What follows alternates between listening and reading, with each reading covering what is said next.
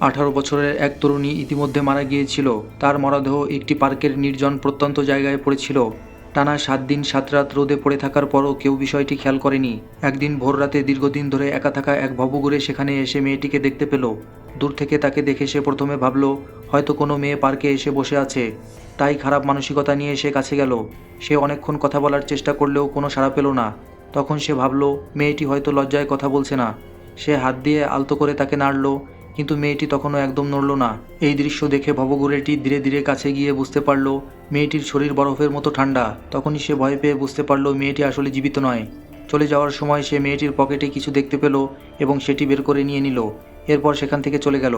পরের দিন সকালে রাস্তার পাশে এক খাবারের দোকানের মালিক দোকান খুলতে এসে পার্কের পাশে মেয়েটিকে একই অবস্থায় দেখতে পেলেন। প্রথমে তিনি ভাবলেন হয়তো মেয়েটি কারো সঙ্গে দেখা করতে পার্কে এসেছে, কিন্তু সূর্য ডুবে যাওয়ার পরও মেয়েটি একই জায়গায় একদম নড়াচড়া না করে পড়ে রইল। তখন দোকানের মালিকের সন্দেহ হলো।